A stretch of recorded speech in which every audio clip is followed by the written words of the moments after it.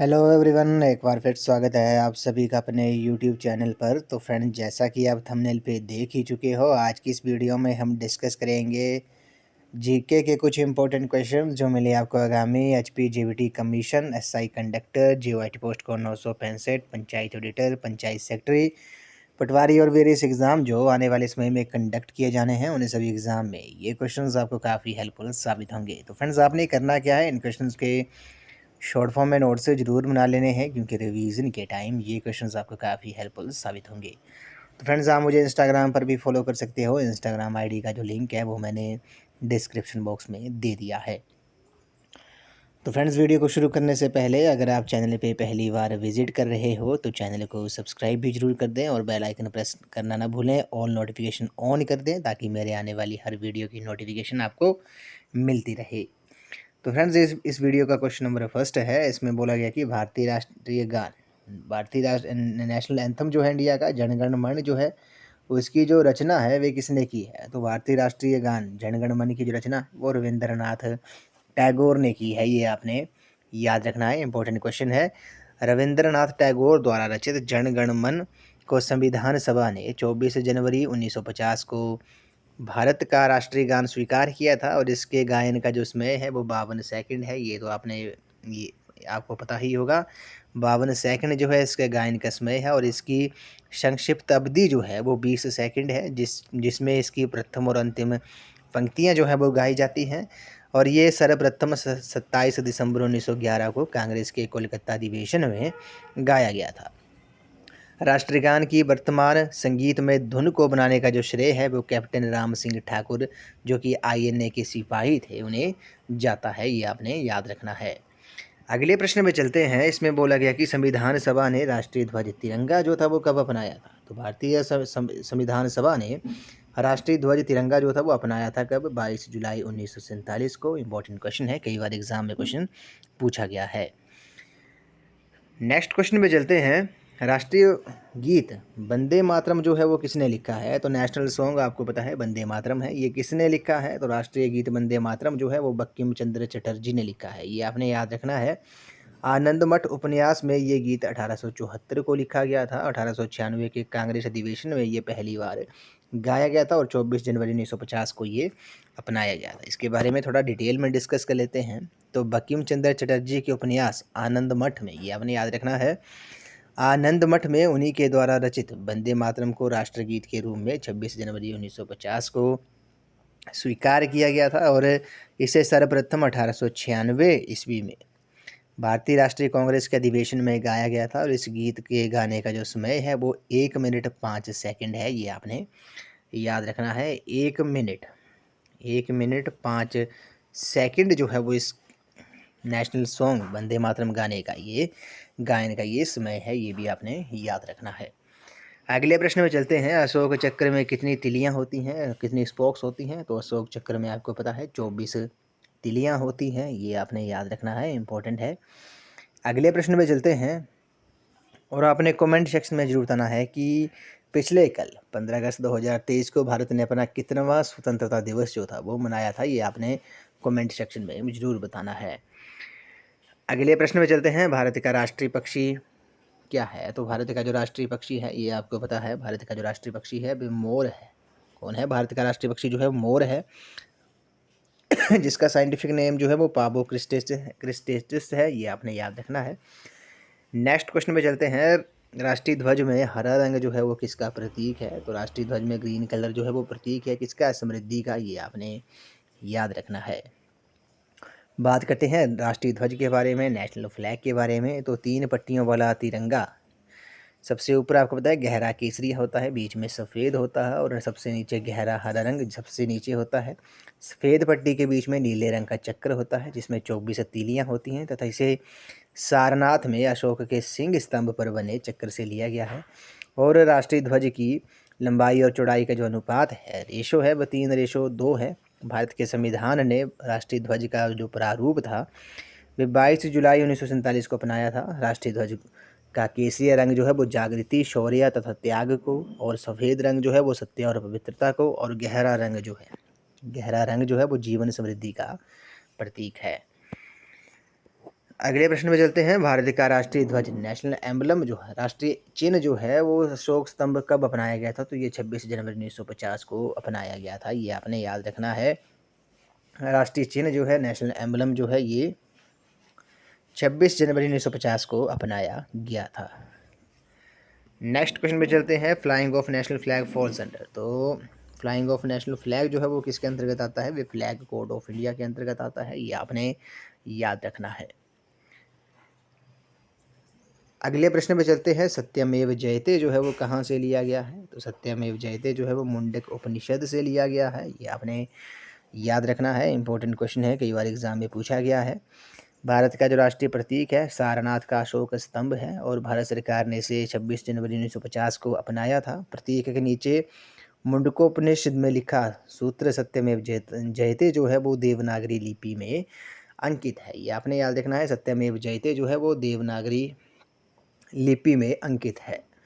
अगले प्रश्न में चलते हैं। राष्ट्रीय ध्वज की लंबाई और चौड़ाई का जो अनुपात है वे कितना है? तो लेंथ और ब्रेड्थ का जो रेशो है नेशनल फ्लैग का वे कितना है? वो 3:2 है, ये भी आपने पता रखना है। अगले प्रश्न में चलते हैं। कौन सा पशु भारत का राष्ट्रीय विरासत पशु है?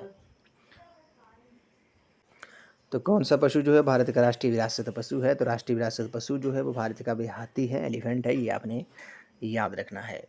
अगले प्रश्न पे चलते हैं। हमारे राष्ट्रीय गीत नेशनल सॉन्ग वंदे मातरम में कितने पद्याँ हैं? तो 5 पद्याँ हैं, ये आपने याद रखना है, इंपॉर्टेंट है।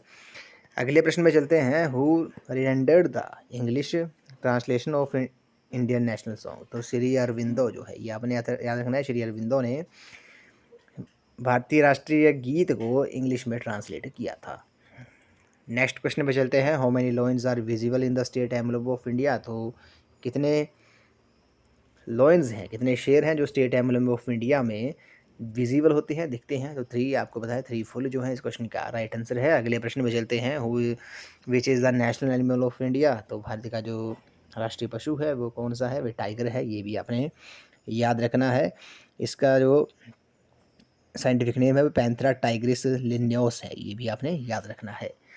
अगले प्रश्न में चलते हैं। The national calendar of India is based on? तो भारत का जो राष्ट्रीय कैलेंडर है वो एक बेस है किसके ऊपर? वैशाखा ईरा के ऊपर है, ये आपने याद रखना है। इसके बारे में डिस्कस कर लेते हैं। ये तो ग्रिगोरियन कैलेंडर के साथ देश भर के लिए शक संवत पर आधारित राष्ट्रीय पंचांग को सरकार के प्रयोग के लिए 22 मार्च 1957 को अपनाया गया था, और इसका जो पहला महीना है वे चैत्र है, और ये सामान्य वर्ष में 22 मार्च को और लीप वर्ष में 21 मार्च को प्रारंभ होता है, ये आपने याद रखना है। अगले प्रश्न पे चलते हैं।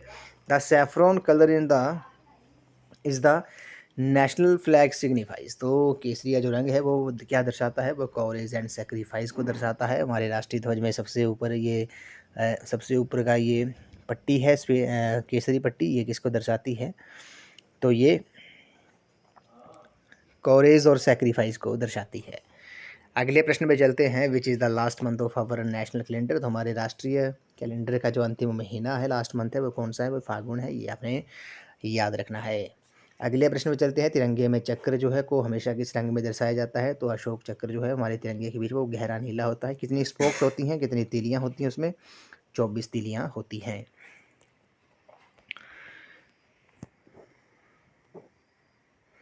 नेक्स्ट क्वेश्चन पे चलते हैं। गांव से जिला स्तर तक की सब स्टेट गवर्नेंस के लिए कब भारतीय संघ का विस्तार हुआ था? इम्पोर्टेंट क्वेश्चन है। तो गांव से जिला स्तर की सब स्टेट गवर्नेंस के लिए भारतीय संघ का जो विस्तार था वो 1992 में हुआ था, 1992 ईस्वी में हुआ था।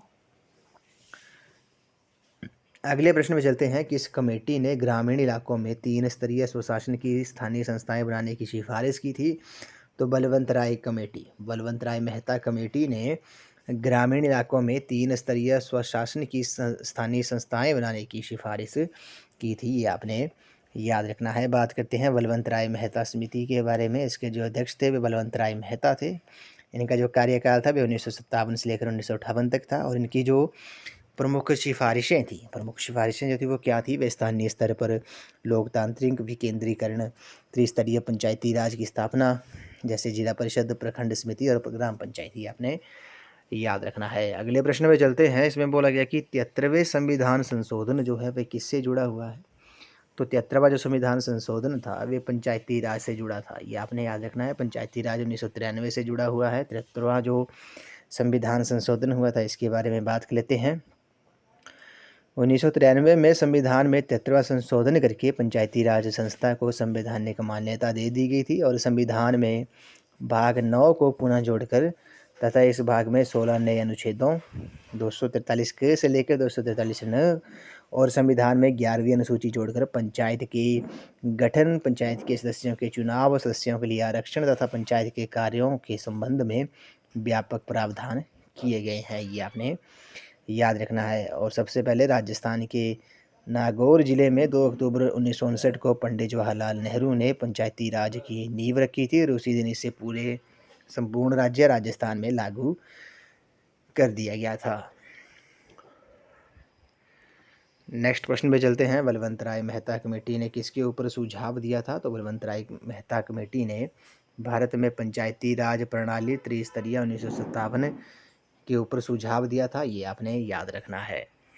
अगले प्रश्न में चलते हैं। स्थानीय निकायों लोकल सेल्फ गवर्नमेंट में महिलाओं का 33% आरक्षण किस संविधान संशोधन द्वारा किया गया है? तो ये 73वें पंचायती राज के लिए और 74वें जो है वो नगर निकाय संविधान संशोधन द्वारा स्थानीय निकाय लोकल सेल्फ गवर्नमेंट में महिलाओं को 33% आरक्षण जो था वो दिया गया था। अगले प्रश्न में चलते हैं। भारत में पंचायती राज प्रणाली लागू करने वाला जो प्रथम राज्य था वे कौन था? तो भारत में पंचायती राज प्रणाली लागू करने वाला जो प्रथम राज्य था वे राजस्थान था, ये आपने याद रखना है। और सबसे पहले राजस्थान के नागौर जिले में 2 अक्टूबर 1959 को पंडित जवाहरलाल नेहरू ने पंचायती राज की नींव रखी थी और उसी दिन इसे पूरे राजस्थान में लागू कर दिया गया था। ग्राम पंचायत के प्रत्येक पद पर चुनाव लड़ने की जो न्यूनतम आयु है वे 21 वर्ष है और ऐसा व्यक्ति सरकार के अधीन किसी लाभ के पद पर नहीं होना चाहिए, ये आपने याद रखना है। अगले प्रश्न में चलते हैं। पंचायती राज व्यवस्था की जो सबसे ऊंची संस्था है वे कौन सी है? तो पंचायती राज व्यवस्था की जो सबसे ऊंची संस्था है वे जिला परिषद है। भारत में त्रिस्तरीय पंचायती राज व्यवस्था है। कौन सी? ग्राम पंचायत हो गया, पंचायत समिति हो गया और जिला परिषद। तो पंचायती राज व्यवस्था की जो सबसे ऊंची संस्था है वे कौन सी है? वे जिला परिषद है। अगले प्रश्न में चलते हैं। नगर पालिका की आय का जो स्रोत है वे क्या है? तो नगर पालिका की जो आय का स्रोत है वे व्यवसाय कर हो गया, चुंगी कर हो गया, मनोरंजन कर हो गया। ये टैक्स जो है वो नगर पालिका के आय के स्रोत है, ये भी आपने याद रखना है। बात करते हैं नगर पालिकाओं के बारे में। तो 74वें संविधान संशोधन अधिनियम 1993 के तहत भारतीय संविधान के अनुच्छेद 243 से लेकर 243 के तहत इसका विशेष उल्लेख जो है वो किया गया है। भारतीय संविधान के अनुच्छेद 243 के अनुसार 3 प्रकार की नगरीय व्यवस्था का उल्लेख किया गया है: नगर निगम, नगर परिषद और नगर पंचायतें। प्रथम नगर पालिकाओं का जो गठन था वो 1687 में मद्रास में हुआ था, ये आपने याद रखना है। अगले प्रश्न में चलते हैं। पंचों के कार्यकाल की जो अवधि है वे कितनी है? तो पंचों के कार्यकाल की जो अवधि होती है वो 5 वर्ष होती है, ये आपने याद रखना है, इंपॉर्टेंट है। नेक्स्ट क्वेश्चन पे चलते हैं। 74वें संविधान संशोधन का जो संबंध है वे किससे है? तो 74वें संविधान संशोधन का जो संबंध है वे शहरी स्थानीय स्वशासन से है, नगर निकाय से है, ये आपने याद रखना है।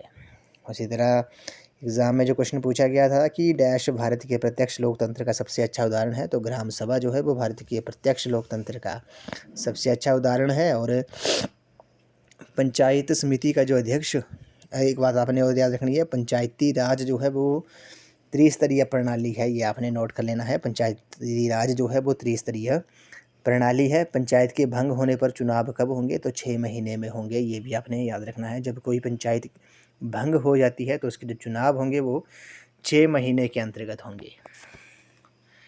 अगले प्रश्न में चलते हैं। महिलाओं का 50% आरक्षण जो है वो कहाँ लागू है? तो स्थानीय निकाय में, ये आपने याद रखना है। स्थानीय निकाय, पंचायती राज और नगर निगम में महिलाओं का जो 50% आरक्षण है जो वो लागू है।